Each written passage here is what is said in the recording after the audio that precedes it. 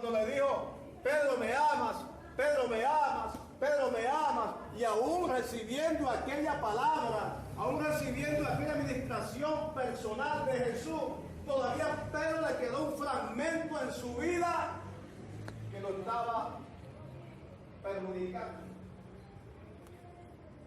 Y nosotros, hermanos queridos, como creyentes, tenemos que siempre autoanalizarnos cada día.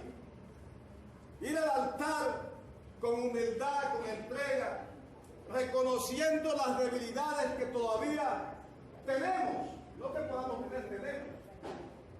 Porque ciertamente el Señor es un rayo láser. Es un rayo láser.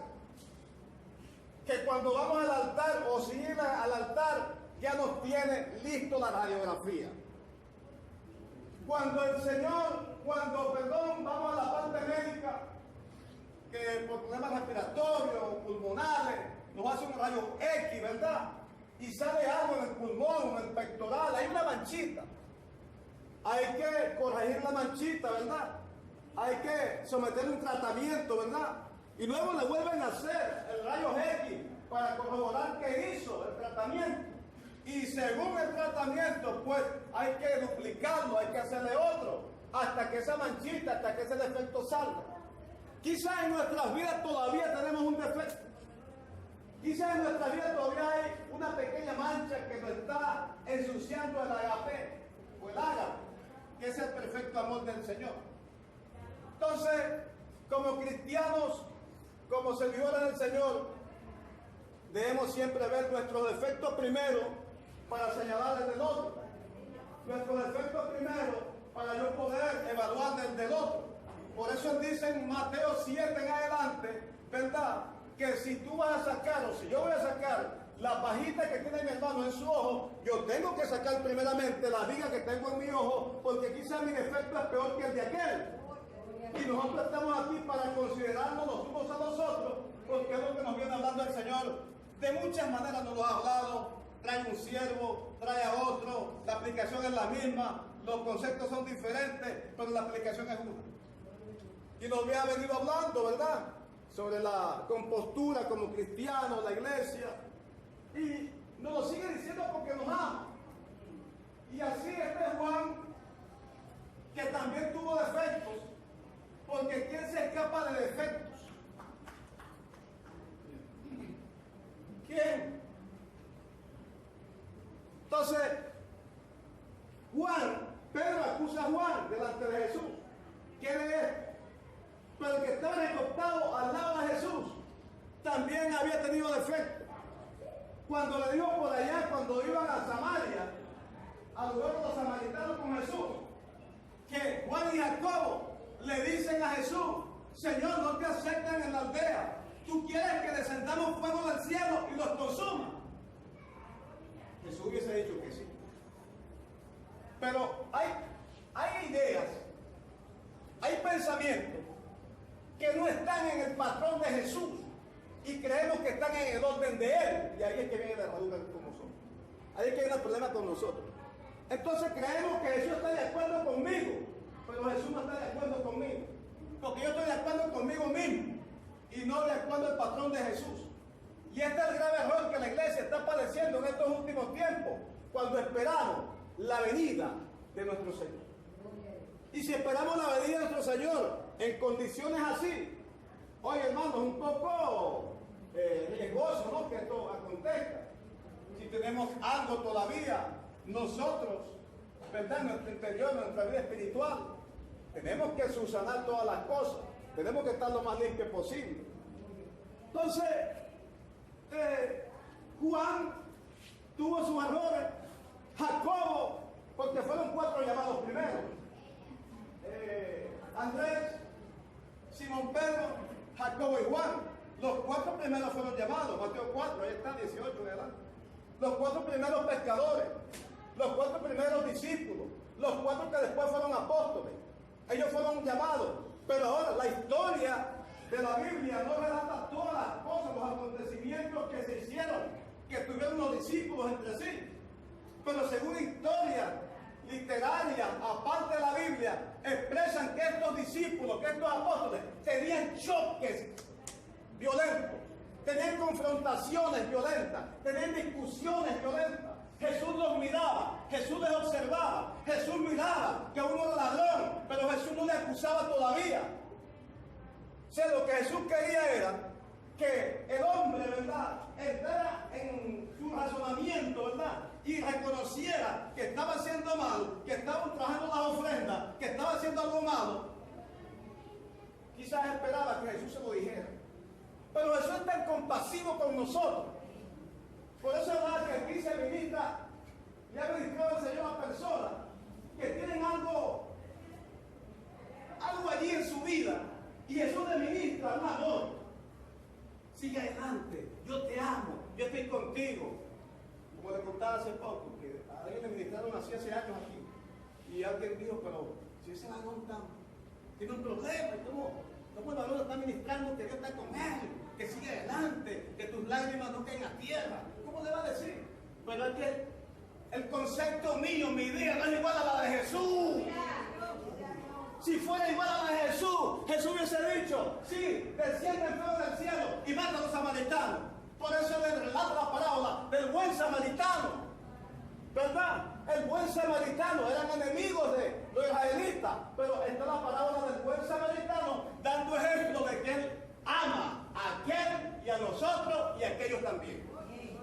Entonces, lo que pasa en la iglesia, nosotros mismos que somos la iglesia, conformamos la iglesia, es que todavía no hemos entrado en una madurez como el Señor manda, como el Señor quiere, ¿verdad? Para poder encajonar en el patrón de Dios o en el propósito de Dios. Y por eso es que la iglesia, como en el tiempo de los discípulos, tenían confrontaciones. Ellos se confrontaron cuando Jesús les dice, mira, es necesario que yo sea crucificado, los ancianos me van a tomar, los escribas, los gentiles, y es necesario que yo muera, pero el tercer día yo voy a resucitar entre los muertos. Inmediatamente, Juan, el que estaba recostado a su lado, dice, Señor, con Jacobo su hermano, permite que cuando en tu reino estés, mi hermano y yo nos sentemos uno a la derecha y uno a la izquierda. Jesús le dice, no sabéis lo que están pidiendo. Se está fijando que la idea de nosotros está totalmente errada a la idea del Señor, que por eso tenemos que, como iglesia, buscar siempre en la oración, que es un vínculo perfecto del creyente para con Dios, para recibir respuesta. Si no hay oración, no hay respuesta. Si no hay intimidad con Dios, no hay relación personal, para que las cosas de Dios fluyan en nuestra vida y nosotros podamos andar en el tiempo o en la voluntad de Dios. Porque creemos a veces una cosa, pero Jesús está pensando otra. Entonces ellos le piden esta cosa tan grande y seria a Jesús, que lo pusiera uno a la derecha y otro a la izquierda para reinar. Porque ciertamente se cumple lo que estamos diciendo, de que había choques entre ellos, querían ser líderes, querían tomar el puesto de Jesús, querían tomar una atribución que no les competía, porque, aleluya, cada líder que Dios pone en la iglesia, lo pone por su divina voluntad y no por la propia nuestra. Entonces, les quería enseñar, les quiso enseñar todas esas cosas. Ellos siguieron, todos los discípulos tuvieron falla, todos los apóstoles tuvieron falla. Y si contamos desde el principio, el primer hombre, Adán, tuvo falla, Noé tuvo falla, Moisés tuvo falla, Abraham tuvo falla, el sumo sacerdote constituido por primera vez tuvo falla, los profetas tuvieron falla, Jonás tuvo falla, Jeremías tuvo falla. Por eso le dice a Jeremías, si tú entresacares, esta palabra es profunda, si tú entresacares lo precioso de lo vil, yo estaré en tu boca. Si tú entresacares lo precioso de lo vil, o sea que eso estaba por allá en la casa, arrinconado, por allá donde no se veía, pero Dios lo estaba viendo. Hay algo que está encajonado, hay algo que está en la esquina del rincón de la casa que tú no te has dado cuenta, pero yo te estoy viendo. Tienes algo vil en tu vida. Y yo quiero que tú, aunque tienes algo vil en tu vida, tú saques de eso vil, para mí. Porque no somos perfectos, ¿sí es verdad? Andamos caminando en una perfección. Pero nosotros, depende de nosotros que esa perfección se aplique más a nuestras vidas, que esa perfección sea más aplomada en nuestras vidas. Por eso dice en Apocalipsis 22:11, el que sea santo, santifíquese todavía. O sea que es algo progresivo. Cada día de mi vida yo tengo que buscar más santificación y tengo que tener cuidado con mi lengua. La lengua sí, porque la lengua es el castigo del cuerpo. Dice Santiago 3 en adelante que la lengua enciende un gran fuego, ¿verdad? Y ella enciende la rueda de la creación. La rueda, mira, un ser tan pequeñito, un miembro tan pequeñito, enciende la rueda de la creación. ¿Qué es la rueda de la creación? El planeta Tierra. Lo enciende, hermanos. Por eso es que nos enseña, cada día nos consuela y nos dice, aunque tenemos faltas y errores, que nosotros tenemos que, hermanos, trabajar en esos defectos, trabajar en esa falla. ¿Qué es lo que está pasando con nosotros? ¿Qué verdaderamente es lo que tenemos dentro? ¿Verdad? ¿Cuál es esa mancha en la radiografía que tengo? Yo quiero quitar esa mancha. Yo quiero que tú me des el complemento. Yo quiero que tú me des esa medicina.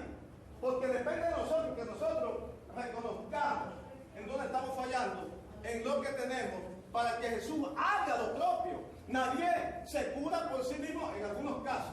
Nadie se cura por sí mismo si no va al médico, ¿verdad? Cuando va al médico, reconoce que tiene algo y el médico le dice, tienes un problema, tenemos este tratamiento y ven la semana que viene o ven dentro de 7 días o 15 días. Pero obviamente si tiene algo, tiene que ir al médico. ¿Verdad que sí? O él mismo se automedica naturalmente por allá, qué sé yo, pero tiene que reconocer que hay algo. El médico le estipula un tratamiento, esto y aquello, y el hombre, pues, mediante el tratamiento, o el caso que tenga, el hombre va a ir mejorando, la mujer va a ir mejorando. Pero necesita reconocer que tuvo un problema, que tuvo una patología, ¿verdad? Ahorita está la gripe que está tumbando gente, ¿verdad? La gente compra ya su bombito, ¿verdad? De medicina, se toma sus cosas y a los 3 días, 5 días ya va mejorando. ¿Verdad que sí? Si no toma nada se puede morir. ¿Verdad que sí? Entonces necesitamos reconocer que tenemos algo. Necesitamos reconocer que yo tengo algo. ¿Qué es lo que tengo? Bueno, reconocerlo en el altar de Dios. Y si hay problema con algún hermano, con alguien personal, pues solucionar ese problemita, que quizás no es tan grave, que quizás son orgullos personales. El orgullo mata. El orgullo no deja que demos el brazo a torcer. El orgullo es terrible. Es una raíz que crece en el corazón, que crece en el creyente. Una raíz fuerte. Y cuando se hace más gruesa, vuelve más fuerte. Entonces, cualquier raíz negativa, cualquier cosa que se tenga con algún hermano, vamos a solucionar. Ven escuchando el devocional. Ven escuchando lo que dijo el varón. Hermano Mano. ¿Qué dijo, vamos? Yo no me guié por esos mensajes. Ya estaba ya. Ya el mensaje estaba. Yo no saqué el mensaje por ellos. Ya el mensaje estaba. Y yo dije, bueno, el asunto es aquí entonces. Entonces, predicaba hace pocos días. Hay un problema. Hay un culpable. ¿Quién es el culpable? Nadie quiere ser culpable. Todos queremos ser el que tenemos la razón. Pero hay momentos que nosotros tenemos que aceptar la culpa. O tenemos que aceptar el error que hemos cometido. O la falla que tenemos. O la mancha que tenemos. O la enfermedad que tenemos. O el problemita que nos está quejando. Porque estas cosas en el mundo espiritual tienen una profundidad. Lo que nosotros estamos pasando en el mundo físico, o que no se ve en el mundo físico, en el mundo espiritual está transparente, está muy claro, y perjudica nuestra vida, escuche bien, perjudica nuestra vida de salud, económica, sentimental, anímica y matrimonial familiar. Lo perjudica. Por eso vemos muchos casos. Por eso vemos muchas cosas, porque eso perjudica el mundo espiritual en nuestras vidas, porque no hemos reconocido todavía que nos queda algo, ¿verdad? Entonces, sacamos la conclusión, bueno, que fulano es el que tiene la culpa. No, quizás el culpable es el que piensa que no es él, pues, mejor dicho, Quizás el culpable no es el que está acusado. Quizás el culpable es quien acusa. ¿Verdad? María y Marta, ¿verdad? Cuando están con Jesús, Marta le hace una acusación a María delante de Jesús. Y le dice, Señor, no te da cuidado, que esta mujer, que mi hermana está allí, postrada ante ti, perdiendo el tiempo, ¿verdad? Sentada y postrada, flojeando, porque así nos ponen de flojo. Cuando usted se mete en ayuno en su cuarto, le dice, está flojeando, durmiendo. Cuando usted se mete en oración, ahí está durmiendo. ¿Cuándo va? Para caer, no tiene nada que hacer. No calienta en su casa. Si le gusta la calle, y no sabe que están orando por ella. Están orando por el barrio, o los vecinos, por el esposo que es inconverso, la esposa que es inconversa, orando, Dios mío, guárdala, guárdalo, Dios mío, yo quiero que lo guarde, que la guarde, mi amado. Pero entonces, ¿cómo se entiende? Y es allí las acusaciones, ¿verdad?, que vienen siempre en contra de nosotros. Y lo más doloroso a veces que es de nosotros mismos. Por eso es que Pedro acusa a Juan. María viene y entonces acusa a Marta delante de Jesús. Pero Marta esperaba, ¿verdad?, que Jesús le dijera, sí, es verdad, Marta, tiene toda la razón. Oye, Dios dice por allá más adelante, vuestros pensamientos no son mis pensamientos. Lo más necio de Dios es más fuerte, es más sabio que el hombre. Y lo más débil de Dios es más fuerte que el hombre. Entonces, la mejor idea es ir al altar. La mejor idea es consultar con Dios. La mejor idea es leer la palabra. La mejor idea es sentarse en meditación, porque aunque a veces usted no ore, usted se sienta a meditar en su habitación, a solas con Jesús. Y Jesús le va a revelar, le va a ministrar algo a su vida. Lo digo por experiencia. Yo paso meditación. Estoy en oración, pero después me siento a meditar lo que he leído, lo que he vivido, cómo estoy, cómo voy, para yo poder autoanalizarme yo, porque si yo no pienso en mí y pienso en los demás, que en el defecto de los demás, el error de los demás, el desvío de los demás, yo me estoy descuidando y yo puedo caer peor que ellos. Por eso es que tenemos que cuidar nuestra vida espiritual para poder acusar a alguien o para poder tener un nudo con alguien, ¿verdad? De decir, oye, bueno, aprenderá. Bueno, vamos a ayudarle, vamos a aconsejarle. Ve, según de Timoteo 2:20. Según de Timoteo 2:20 dice que en una casa hay diferentes vasos, unos de honra, otros de deshonra, unos para usos santos, otros para usos viles, pero hay diferentes vasos. Como ahora el pastor se pone un tema, ¿verdad que? Una visita de hermano, oye, yo quiero darle un vaso de vidrio. No me gusta darle un vaso de plástico, a menos que lleguen 20 y oye, se acabaron los vasos de vidrio. Claro, nada. Pero si llegan hermanos, dos hermanos, tengo un vaso de vidrio, y un vaso de vidrio, ¿cómo te da un vaso de nada? Un vaso plástico negro. Yo trato de darle el mejor vaso, ¿verdad? Porque lo que servimos nosotros a nuestros hermanos es como a Cristo. Que tú no querés a tu hermano, es como se lo está dando al Señor, al Señor. Ahora, ¿qué pasa? Si nosotros lo que hacemos, ¿verdad?, en esto nuestro corazón, el pastor le dé un vaso de agua en un vaso de vidrio. ¿Sí? Exacto, ahí está. Por cuanto lo diste a Dios, lo diste a mí. Pero ¿qué pasa, mi pastor? ¿En quién? ¿En quién? Lo diste a mí. Entonces, ¿qué pasa es?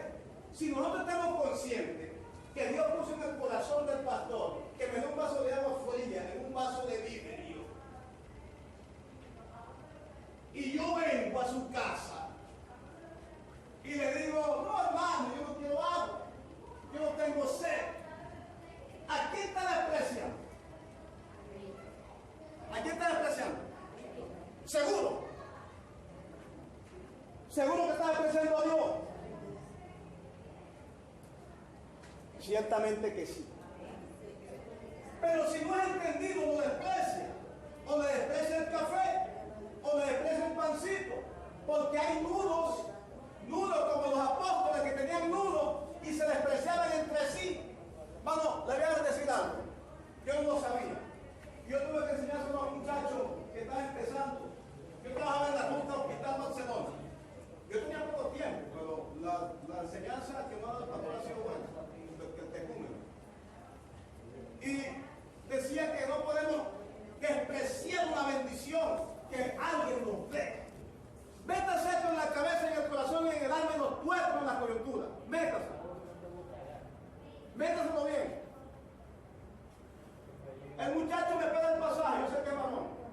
Yo le digo, no, mi hermano, te déjalo así. Deja el pasaje. Él insiste ante la gente, dame el pasaje. Yo digo, no, tranquilo, mi hermano. Insistió tanto que le agarré el billete. Para no entrar en discusión, porque había los demás pasajeros eran conversos. Yo llego a la parada final, se bajaron todos y lo atajé en acá. Varón, cuando Dios te da una bendición, cuando un varón ponga, Dios ponga un sentido a un varón, le da una bendición, no desprecies la bendición, porque estás despreciando al Señor. Estás despreciando a Dios. Y tú no puedes despreciar lo que Dios te da. A veces quizás alguien me da una bolsa con lentejas, con espagueti, con arroz, ¿verdad? Yo me siento un poquito incómodo, ¿no? Porque da como a veces pega. Pero cuando es de razón, ¿verdad? Que es Cristo que me lo está dando, yo tengo que aceptarlo. Aunque yo tenga en la casa, yo tengo que aceptarlo, es una bendición, ¿verdad? Es una bendición de Dios que Dios te está dando. Samuel, Dios lo escogió como juez de Israel, aparte profeta, pero aquí en la parte de juez, que era el que lideraba a todo el pueblo. Y cuando el pueblo rechaza a Samuel como juez, piden rey como las demás naciones, Samuel se queja contra Jehová y le dice, llorando, quizá, oye Señor, mira que te desprecian como juez, tú me pusiste como juez y ahora ellos me desprecian a mí. Jehová le dijo, no te han despreciado a ti, Samuel, me han despreciado a mí. ¿Sabes lo que es? Despreciar una bendición de Dios.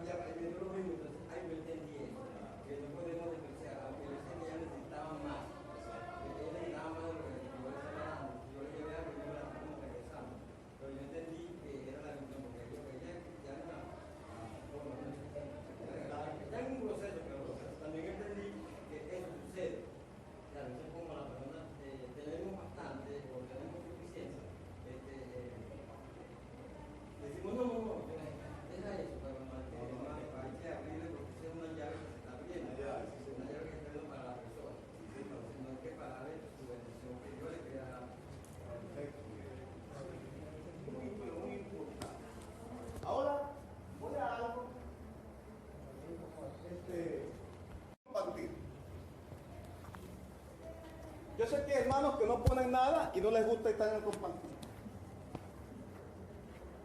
Dije a alguien, habla papá. No ponen nada, pero no van a compartir porque no pusieron nada. Hermano, usted no maduraba. Usted no maduraba. Porque eso lo está dando el Señor, lo puso en el corazón de quienes pusieron. Para que usted le guste la bendición del Señor. Y usted le está diciendo al Señor, no quiero tu bendición. Entonces debemos madurar en esto. Yo a veces no pongo para los compartir. Soy el que menos pongo. Pero ahí estoy y me repite. ¿Quiere más? Amén. Pero tampoco lo hago, ¿verdad? De esa manera que no quiero poner, a veces no tengo. ¿Verdad? Pero si Dios está poniendo en el sentir con tus hermanos, que es la bendición de Dios, que no haya de tristeza, ¿por qué tú vas a hacer sentir triste al Señor? Ahora, Si hay pues una diligencia que hacer, ok, esa es otra cosa. Pero tenemos que entrar en conciencia como creyentes maduros, que es Dios que está poniendo la bendición. A usted le paga Dios, los bonos los da Dios, el salario que usted le venga lo da Dios, la bendición que la esposa, al esposo no se le da, es Dios. La salud que nos da es Dios, la pensión es Dios. Entonces, no es que yo no puse nada para allá, hermano, yo no voy a ir para allá. Estás rechazando la bendición que Dios te está dando. Estás rechazando lo que Dios ha puesto en el corazón de tu hermano. Porque Dios no es uno que lo hace. Pregúntale a el mundo si me hace eso, no lo hago. ¿Para qué me estás atando la barriga a esto? Entonces, actuamos como los mundanos. No, yo no puse, yo no voy. ¿Qué van a decir de mí? Que siempre voy. No, aquí estamos en un pueblo que buscamos santidad. Pensamos diferente. ¿Verdad que sí? Y si pensamos diferente, esas cosas son necedades. Entonces, esto nos tiene que llamar a la reflexión de que Jesús nos quiere en un vínculo en un vínculo junto y unánime, en un vínculo perfecto, en un vínculo que acorde, es la mejor palabra, un vínculo que acorde, unidad y armonía. Hay unidad sin armonía, ¿sabía usted? ¿Verdad, pastor? Yo lo califico como aquí. Usted agarra una botella y echa agua y le echa gasolina, eso está en el mismo frasco, pero no se liga. Échese un carro a la moto.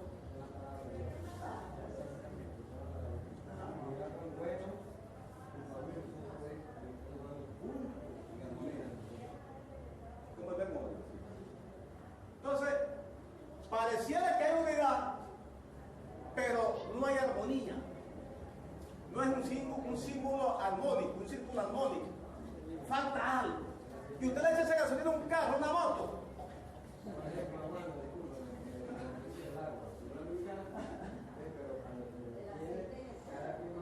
Busca su lugar. Cada quien busca su sitio. Cada quien busca su idea, su concepto propio. Estoy ahí, pero no la paso.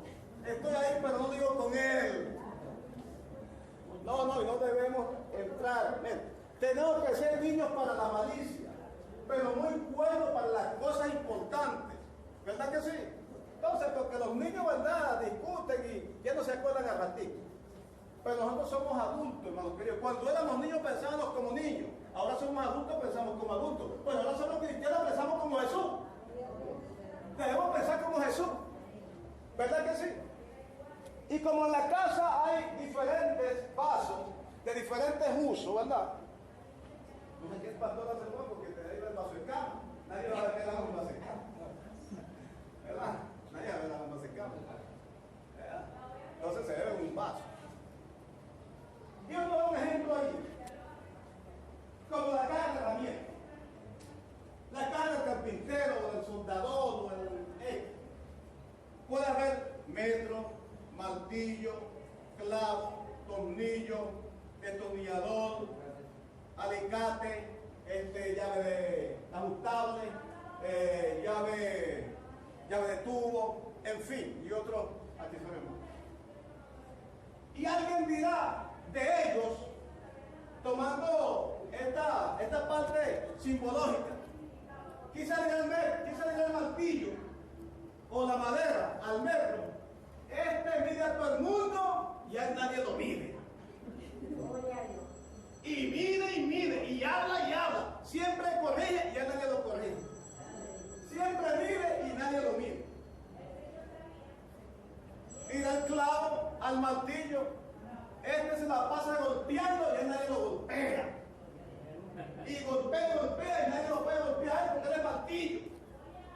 Pero es que este clavo. Y así la llave de tubo, ¿verdad? Que tiene estría, ¿verdad? Porque la llave de tubo es como para, si esto es liso, ¿verdad?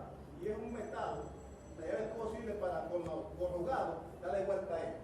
Pero con una llave ajustable no, porque la llave ajustable es lisa. Desliza allí. Entonces todo tiene su uso en su debido y determinado momento. Entonces, todos somos importantes en la obra. Tenga más capacidad o tenga menos capacidad, tenga todavía defectos o tenga errores,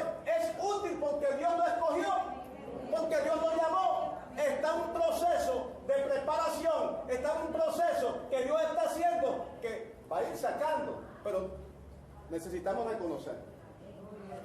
Necesitamos reconocer lo que somos. Por ejemplo,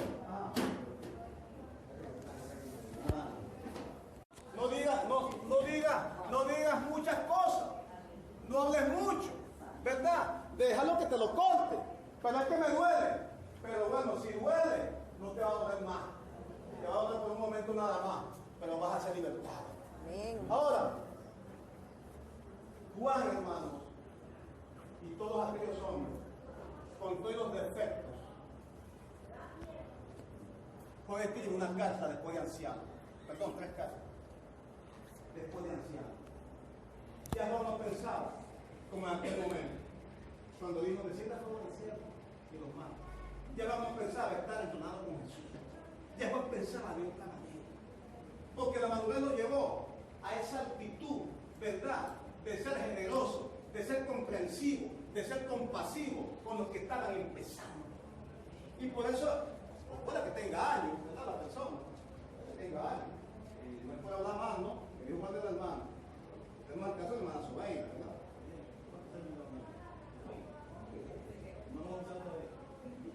Todavía no hemos pisado. Pero yo no puedo acusar a la hermana que vamos a ayudar, ¿verdad? Es cuando entre nosotros una etapa de madurez, de comprensión. Pero si hubiese preguntado a Juan por Sobeida, en unos años atrás, dice, no hombre, mata a esa mujer. Eso no sirve para nada. ¿Ves? Pero no, ahora Juan entonces escribe 3 cartas demostrando el amor que Jesús había hecho en él, que había dado en él, dando a demostrar ese amor. Por eso le escribe la carta, la segunda carta, ¿verdad? A aquella mujer con sus hijos, pero que también es una aplicación a la iglesia, ¿verdad? Una mujer a la amada, a aquella mujer con sus hijos, ¿verdad? Le está escribiendo de una manera elogiante, ¿verdad? Porque había visto en esta mujer algo bueno de Dios. Pero Juan escribe estas cartas dedicadas, que es el único sentimiento que va a reinar por la eternidad, el amor. Él escribe estas cartas basándose en esa parte de amor cuando dice, mira, el que no ama a su hermano es mentiroso. El que dice que ama a Dios y aborrece a su hermano, el tal es mentiroso. Y la verdad no está en él. ¿Cómo tú dices que amas a tu hermano que lo estás viendo, verdad? O dices que amas a Dios, que no lo ves, pero a tu hermano que lo ves no lo ama. Entonces, desde ese punto de vista, Él nos está hablando, ¿verdad? Nos está exhortando, hermano. Es que tenemos que entender nuestras debilidades. Nuestras debilidades, si nos las entendemos y las llevamos a un punto, ¿verdad?, de buena consejería, vamos a superar todo esto. Pero, ¿qué es lo que está matando la iglesia de Jesucristo? Hablo a nivel mundial de la iglesia de Jesucristo también. Lo que está matando la iglesia son los pequeños nudos.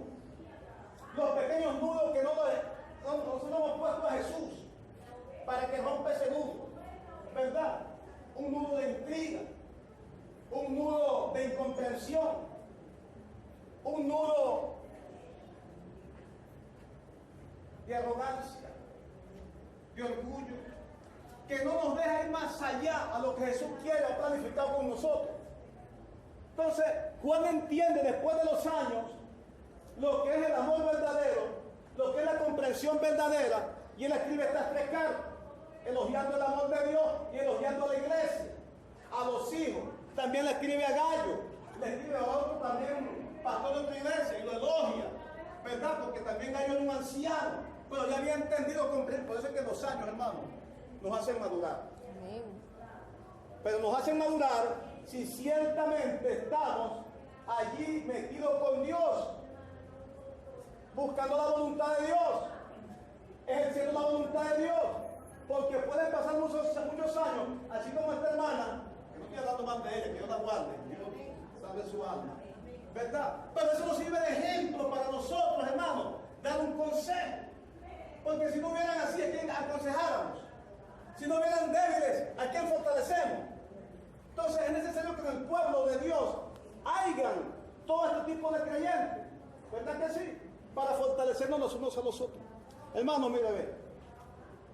Yo vivo de su oración. Yo no vivo de mi oración nada más, y la del pastor. Vivimos de oraciones de ustedes, todos en conjunto, para que Dios nos use en la administración, en la palabra,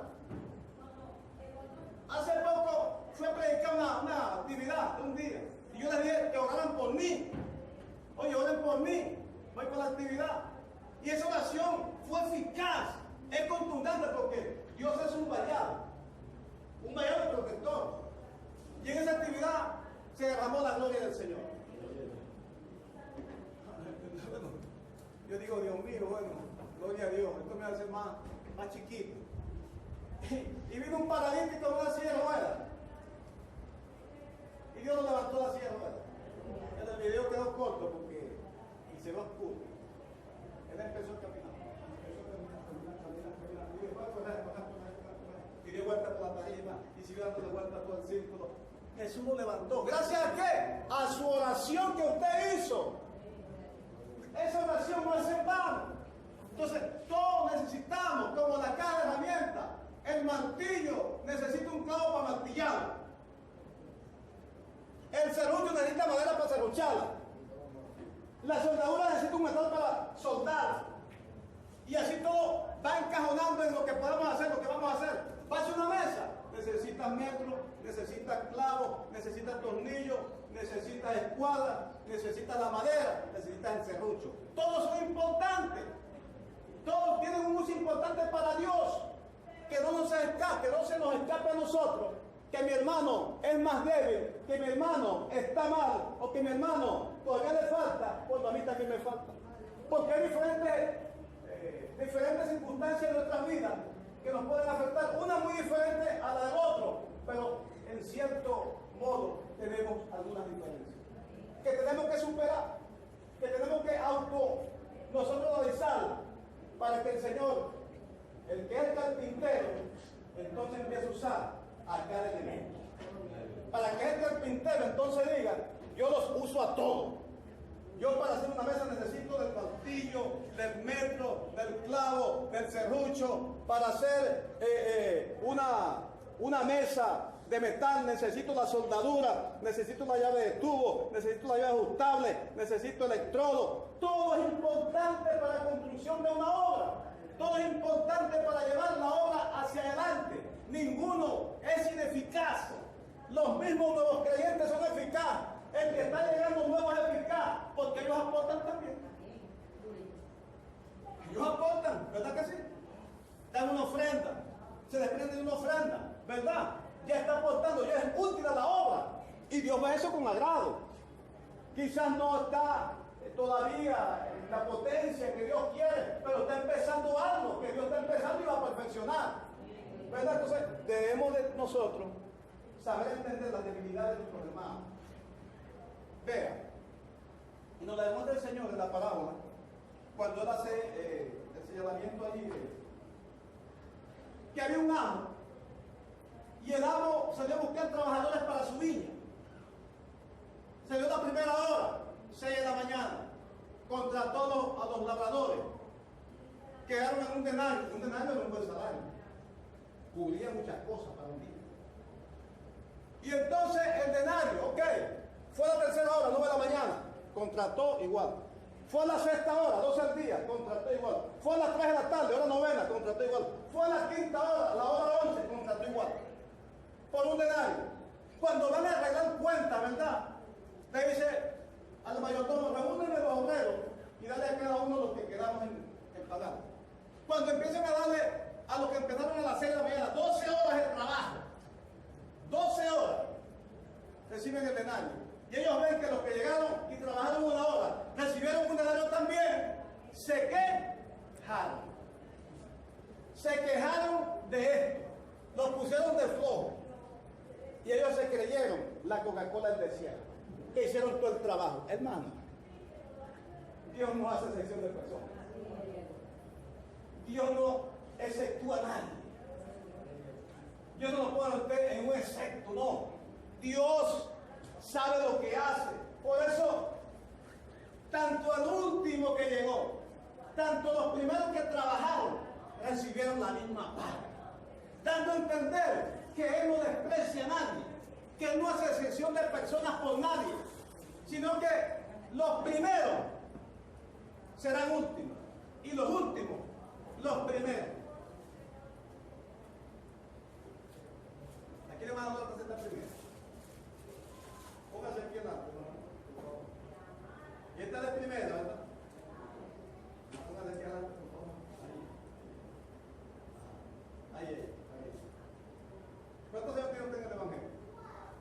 4 años. Pero esta se está de última, pero está de primera. Me manda más leve. ¿Cuántos años tiene usted en el Evangelio? ¿Cuánto? 16.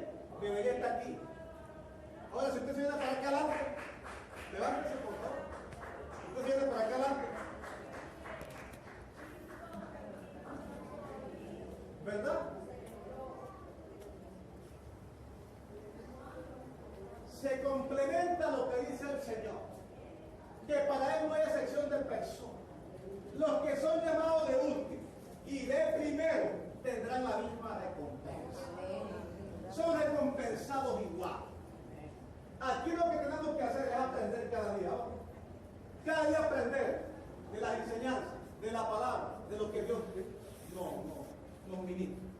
Entonces, tanto el último como el primero, aquellos murmuraron de los que llegaron de último. Pero la iglesia verdadera se abraza con los que llegan de último y llegan de primero. Se abrazan en el amor de Cristo. Se abrazan en el amor del Señor. Se abrazan en los hijos perfectos. Nos abrazamos en el amor verdadero de Dios. Para que los muros, las columnas sean quebrantadas. Para que las ligaduras sean rotas. En el nombre del Señor. Entonces, tenemos que, hermano, no dejarnos atrapar por eso. Entonces, allí en ese versículo de la parábola de los labradores, dice, porque muchos son llamados y pocos los escogidos. Muchos Señor llama y pocos son escogidos. Quienes fueron llamados a la obra, fueron llamados por el amo. Pero los que murmuraron quedaron fuera. Y los que llegaron de último fueron los escogidos. Muchos llamados a la obra se cansaron, murmuraron, se quejaron de la iglesia, murmuraron de los líderes, se quejaron de la doctrina, se quejaron del orden. Pero el que vino de último no vino de aleluya de su esposa Adrián, la escucha, y esas oraciones van en vasija, van en aleluya en copas de oro y suben a la presencia de Dios. Y cuando Dios me dice, guárdalo por allá, guárdalo por la esquina, guárdalo en el trabajo, guárdalo que caiga, guárdalo de venganza, no permita que quiten su vida, guárdalo, guárdalo.